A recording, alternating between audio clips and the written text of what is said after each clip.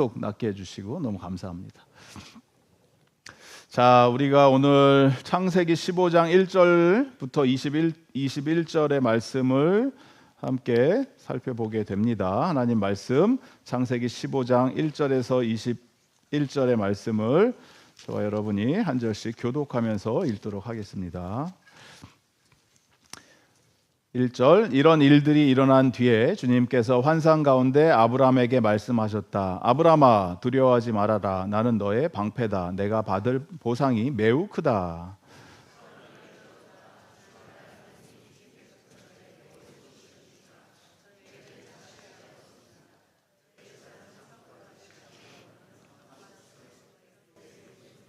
주님께서 저에게 자식을 주지 않으셨으니 이제 저의 집에 있는 이 종이 저의 상속자가 될 것입니다. 아브라함이 이렇게 말씀드리니 너의 몸에서 태어날 아들이 너의 상속자가 될 것이다. 주님께서 아브라함을 데리고 바깥으로 나가서 말씀하셨다. 하늘을 쳐다보아라. 내가 셀 수 있거든 저 별들을 세어보아라. 그리고는 주님께서 아브라함에게 말씀하셨다. 너의 자손이 저 별처럼 많아질 것이다.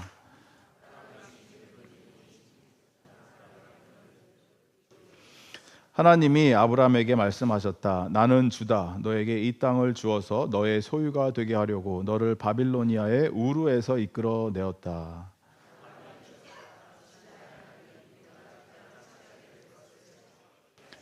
주님께서 말씀하셨다. 나에게 3년 된 암송아지 한 마리와 3년 된 암염소 한 마리와 3년 된 수양 한 마리와 산비둘기 한 마리와 집비둘기 한 마리씩을 가지고 오너라.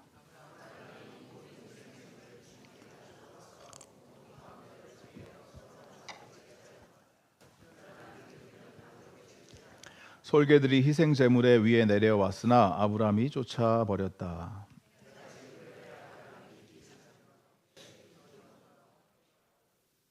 주님께서 아브라함에게 말씀하셨다. 너는 똑똑히 알고 있거라. 너의 자손이 다른 나라에서 나그네 살이를 하다가 마침내 종이 되어서 400년 동안 괴로움을 받을 것이다.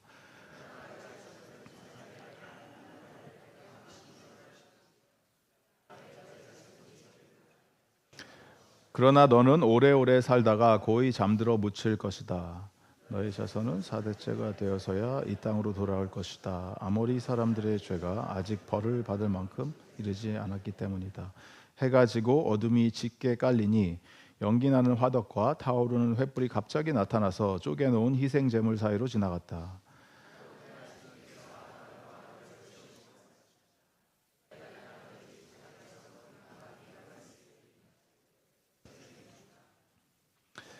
이 땅은 겐 사람과 그니스 사람과 감몬 사람과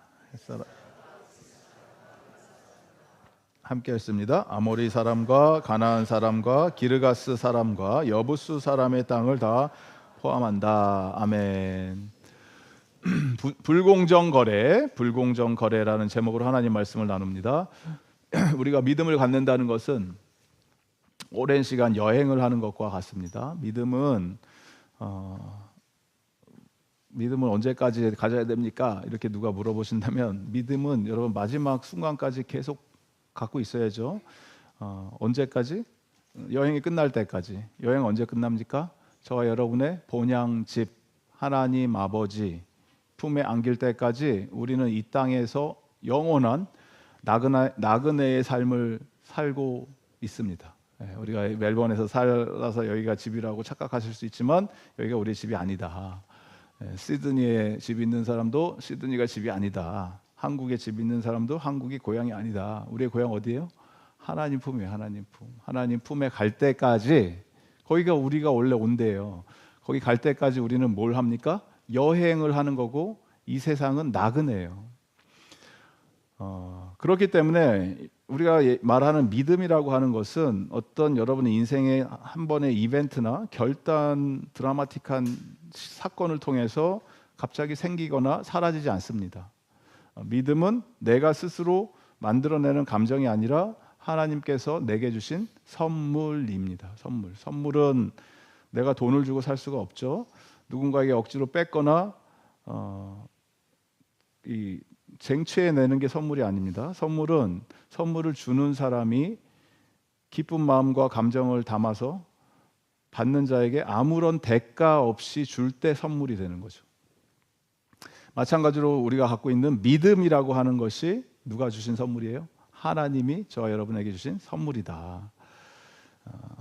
믿음을 내가 갖겠습니다, 얻겠습니다, 이래서 믿음은 생기지 않아요. 믿음은 주님이 주셔야 돼요.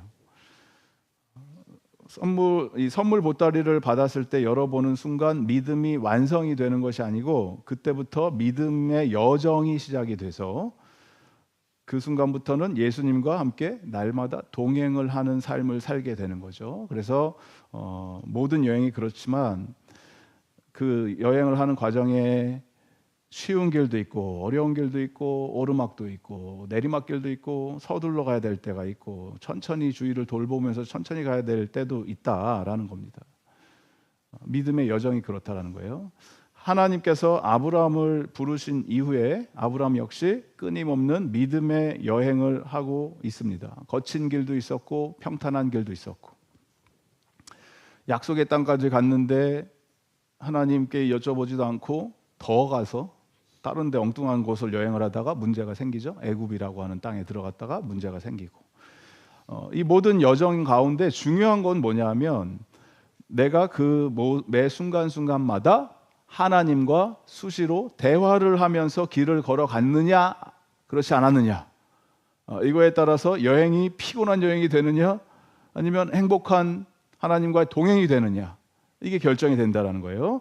아브라함은 때로는 하나님께 질문을 하면서 여행을 했었고, 때로는 하나님께 감사의 제사를 올리면서 여행을 했고, 또 때로는 그의 인생 가운데 정말 이게 이런 일이 벌어져도 될까 하는 사건들, 그런 게 있었죠. 아들 이삭을 갖다 바쳐라, 이런 것들 나중에 21장에서 보겠지만, 이런 믿음의 결단과 행동으로 하나님과 아브라함은 날마다 동행을 했다라는 겁니다. 아브라함이 그렇게 하였다면 저와 여러분 우리도 마찬가지로 그런 동일한 방법으로 하나님과 관계를 맺을 수가 있습니다. 하나님과 대화를 하면서 동행을 할 수가 있습니다. 중요한 건 뭡니까? 하다가 모르겠는 거예요. 길을 어디로 가야 될지 모르겠습니다. 어떻게 됩니까? 제 인생 어떻게 살아야 됩니까? 왜 이렇게 삶이 힘듭니까? 라고 했을 때 뭐가 중요해요? 모르면은 물어보라는 거예요. 물어보라, 여쭤봐라. 안 물어보니까 문제가 생기는 거죠. 감사한 일이 생기면 어떻게 합니까? 하나님 감사합니다 찬양하면서 계속 길을 걸어가면 돼요. 인생이 내가 원했던 대로 풀리지 않을 때는 솔직히 하소연을 하시면 돼요. 하나님께. 하나님 너무 힘듭니다. 어떻게 됩니까? 심지어는 하나님께 컴플레인 하셔도 돼요. 이게 믿음이 없는 게 아니에요. 믿음이 있기 때문에 하는 거죠. 하나님께.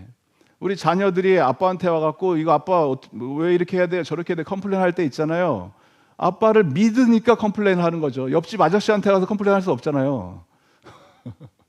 여러분의 삶 속에서도 마찬가지예요. 뭔가 내 인생이 왜 이렇게 힘듭니까? 어렵습니까? 하면은 목사한테 와서 컴플레인 하지 마시고 하나님께 컴플레인 하시라고요. 하나님께, 하나님 힘듭니다. 도와주세요. 어떻게 해야 될까요? 이게 뭐예요? 기도예요. 기도. 간혹 우리의 믿음이 약하기 때문에 우리는 흔들립니다. 이리 위청 저리 위청 해요. 중요한 건 뭐예요? 나보다 크신 하나님을 나는 신뢰합니다. 그래서 나는 믿음의 여정을 포기하지 않겠습니다. 그 길을 계속 걸어가겠습니다. 이런 결단을 내리고 내가 걸어가게 되면은 이것을 가능케 해주시는 분이 바로 하나님이신데, 왜 가능한지 오늘 말씀에서 우리가 살펴보게 되는 내용이에요. 그것은 왜냐하면 하나님께서 저와 여러분과 맺으신 불공정 거래 때문에 그래요. 이걸 조금 어려운 용어로 풀어서 설명하면 성경에서는 이것을 전문 용어로 언약 이렇게 얘기합니다. covenant.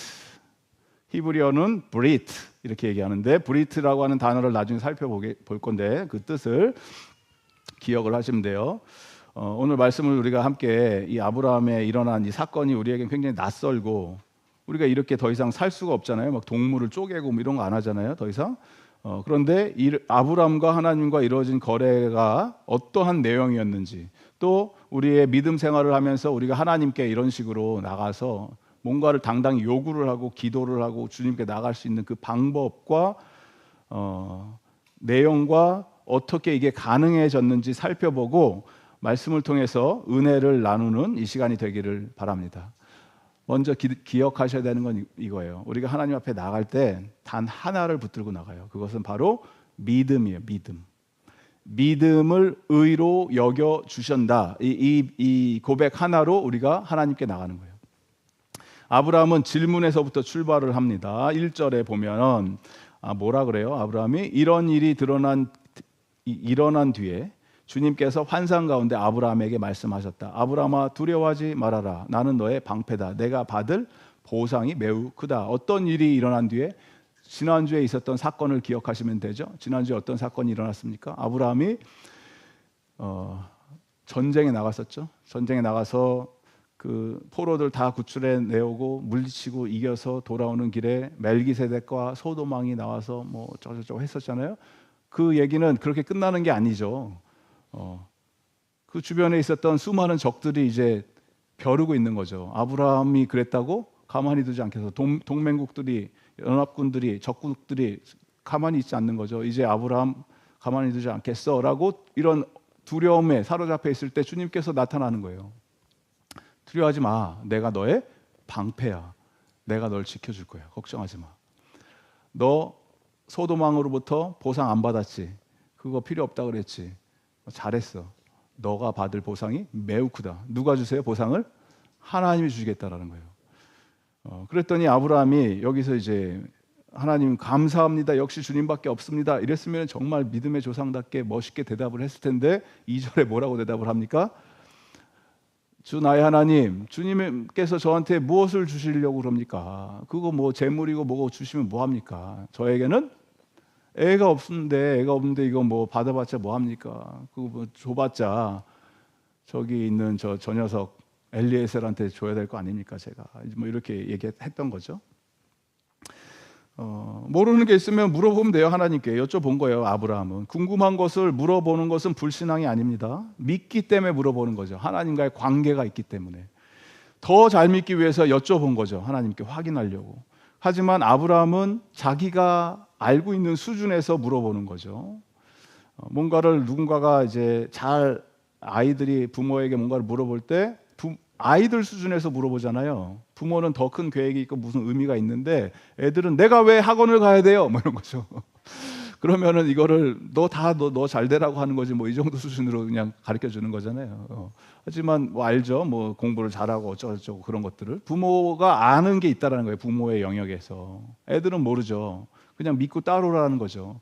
하나님께 질문할 때도 마찬가지인 거예요. 우리는 모르죠. 내 앞에 뭐가 펼쳐지는지. 하지만 하나님은 모든 걸 다 전지전능 다 알고 계시고 다 가능하신 분이 그 수준에 맞춰서 답을 해주시는 거예요. 그러니까 하나님 어떻게 가르쳐 줍니까? 아브라함에게 현장 학습 체험을 실시하시죠. 잠깐 너 따라 나와봐라. 하늘을 볼래? 밤하늘의 별을 보여주면서 별의 개수를 한번 세봐. 저게 다 너의 자손처럼 될 거야. 그 다음에 이제 여기서 반응이 중요한 거예요. 에휴, 저게 말이 돼요, 하나님? 저걸 어떻게 가능합니까? 지금 한 명도 없는데 이게 아니고 아브라함 뭐라 그래요? 여기서 아브라함의 그 진수가 드러나죠? 6절 우리 함께 읽습니다. 6절 시작.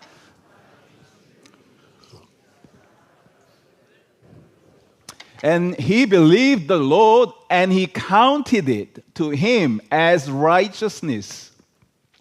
아브라함이 believed the Lord, 하나님을 믿으니까 하나님께서는 God counted it, 그거를 여겨주셨다라는 거예요. 여겨주셨다. He reckoned.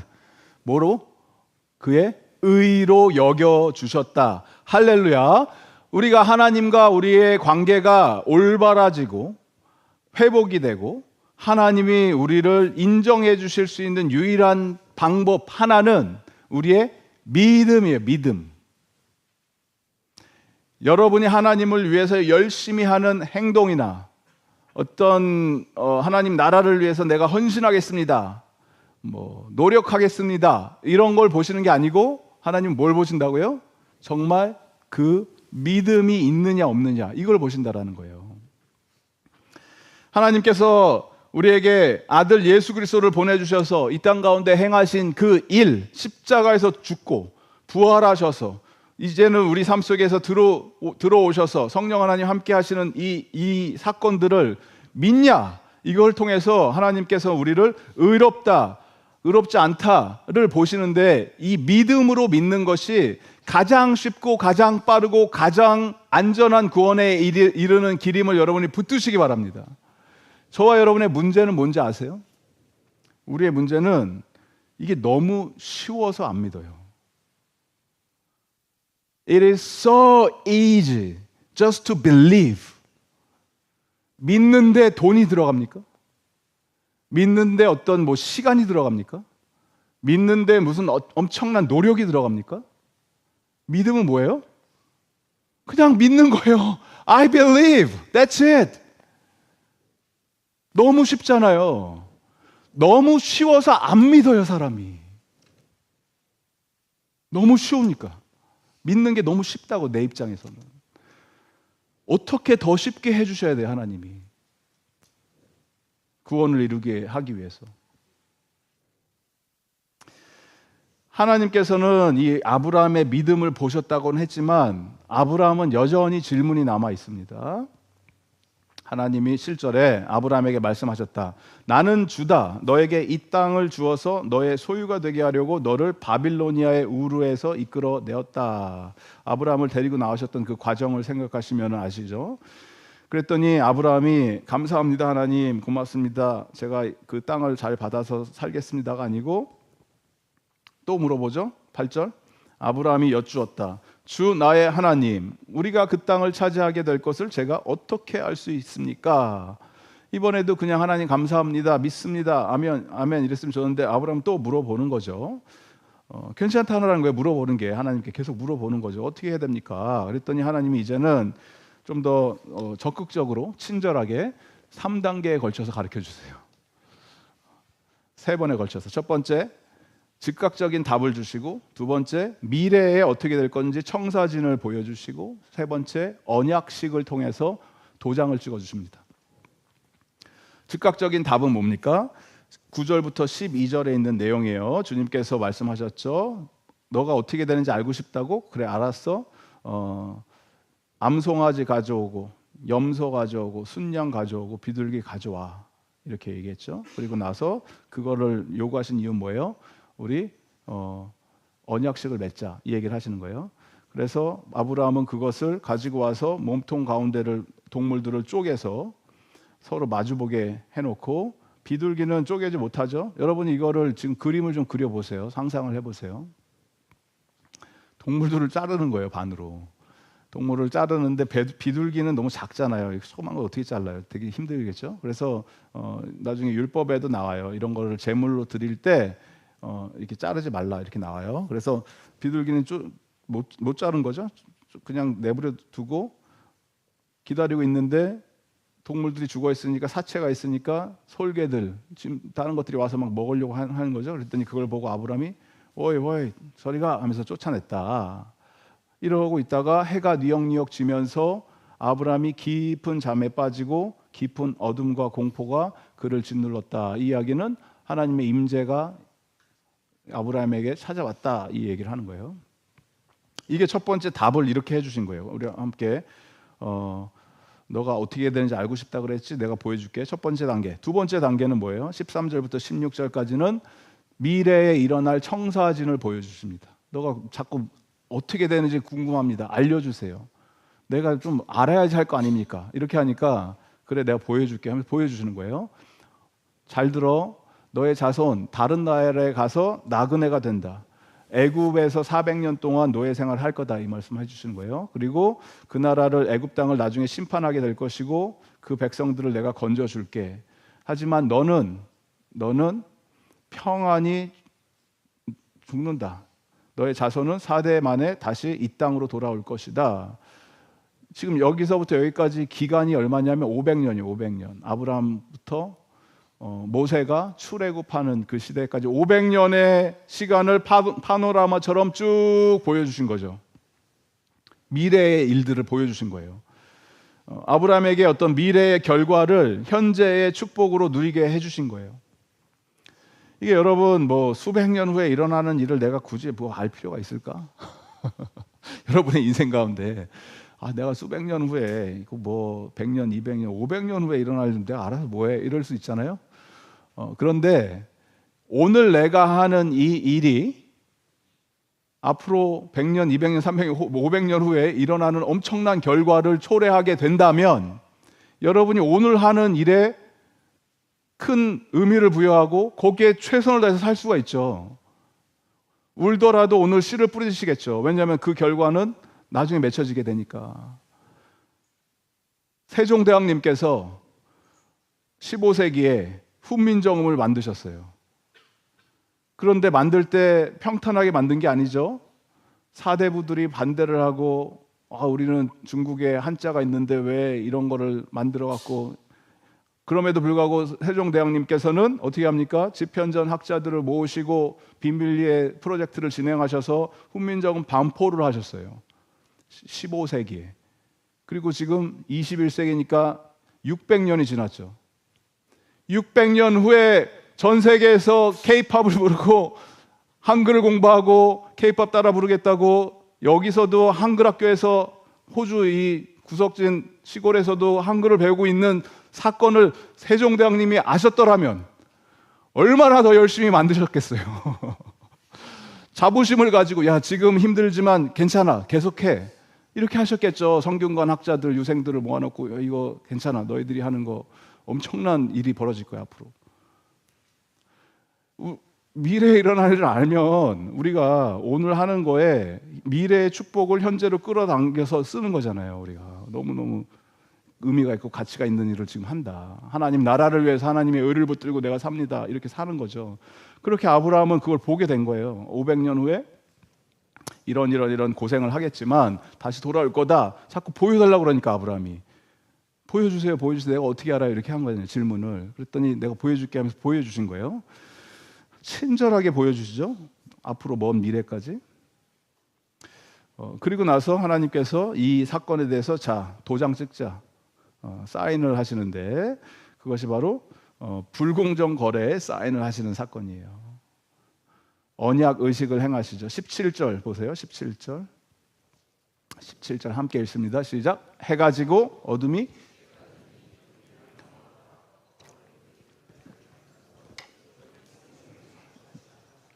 하나님이 아브라함과 언약을 맺게 되는데, 언약이라고 하는 이 단어는 히브리어로 브리트라고 하는 단어고, 브리트는 다른 뜻이 있어요. 자르다라는 뜻이에요. 자르다, 쪼개다.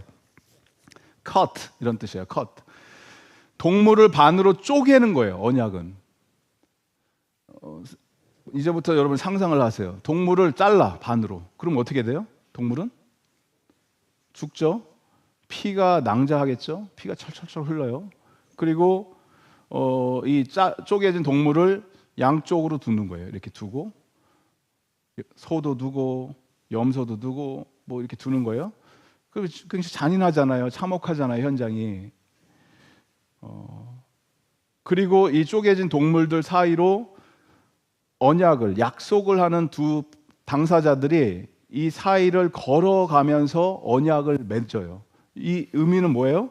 만약 어느 한쪽이 약속을 어길 시에는 내가 저 쪼개진 동물처럼 됩니다. 굉장히 임팩트가 세죠? 강력한 거예요. 반드시 지키겠다라는 거예요. 이 약속은 저거 안 지키면 둘 중에 하나는 저렇게 된다.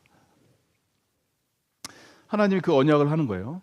그런데 하나님과 아브라함이 맺은 언약이 좀 뭔가 이상합니다. 일반적인 그 관례대로 행하지 않았어요. 쪼개놓은 희생 제물로 양쪽 당사자가 지나가면서 언약식을 해야 되는데, 이걸 하기 전에 하나님께서는 12절에 보니까 아브라함을 깊은 잠에 빠져들게 하셨어요. 이 수면제를 먹이신 거죠. 못 일어나게. 이 단어가 깊은 잠에 깊이 잠든 가운데, 이 단어가 또 어디서 나올까요? 창세기 아담이 너무너무 외로워할 때, 그 아담의 평생 동반자 하와를 갈비뼈에서 이렇게 하시려고 할 때 깊은 잠에 빠지게 하신 거죠. 그때랑 같은 단어예요. 그때도 그러셨고, 지금도 아브라함을 또 깊이 수면제를 먹이셨는데, 이렇게 하신 일이 뭐예요? 이 모든 과정은 누가 한다고요? 내가 한다. 너가 할 건 없다. 그리고 연기 나는 화덕, 타오르는 횃불, 하나님의 임재를 상징하죠. 이것이 갑자기 쪼개놓은 희생 제물 사이로 쑥 지나가세요. 하나님 혼자서 동물이 쪼개져 있는 그 길을 걸어가십니다. 이건 마치 여러분이 계약서에서 집을 사거나 이럴 때 계약서 쓰실 때처럼 당사자들이 변호사 끼고 사인을 해야 될 거 아니에요, 컨트랙을. 그런데 한쪽만 사인을 했는데 계약이 이루어져 버린 거예요. 성사가 됐어요. 무슨 뜻입니까? 하나님이 맺으신 언약은 사람의 의지나 결단과 상관없이 반드시 이루어진다. 하나님이 맺으시면. 하나님께서 아브라함과 맺은 약속의 성취는 아브라함의 노력이나 아니면 앞으로 있을 그의 후손들의 믿음이나 열심하고는 아무 상관이 없다라는 거예요. 하나님 홀로 그 언약의 성취를 이루실 것이고 하나님 홀로 그 언약이 깨지는 결과까지 내가 감당하겠다 이러시는 거예요. 아브라함이 던졌던 질문 8절에 아브라함이 여쭙다. 주 나의 하나님, 우리가 그 땅을 차지하게 될 것을 제가 어떻게 알 수 있습니까? 이렇게 얘기하니까 하나님께서 내가 만약에 이 계약을, 이 약속을 어기면은 두 짐승이, 이 두 조각이 난 짐승이 쪼개지는 것처럼 하나님이 계약을 위반해도 쪼개질 것이고 아브라함이 계약을 위반해도 쪼개질 것인데 내가 하나님 혼자서 모든 것을 책임지겠다 이 뜻을 지금 표명하신 거고 거기를 도장을 찍으신 거예요. 언약이 깨어지는 순간 누군가는 치러야 되는 대가도 내가 책임지겠다라고 하는 확증을 보여주신 거예요. 우리의 믿음이 여러분 그렇게 좋지가 않잖아요. 여러분 믿음 좋으세요? 저는 제가 아무리 봐도 제가 믿음이 그렇게 좋지가 않아요. 목사지만 어떻게 목사 되는지 모르겠어요. 믿음이 별로 안 좋은데 믿음이 연약하고 흔들릴 때가 있죠. 그럴 때 종종 하나님께 이런 요구를 하잖아요. 저희가 하나님 이게 맞습니까? 이 길이 맞습니까? 이렇게 가는 게 맞아요? 이 교회가 이렇게 흘러가는 게 맞아요?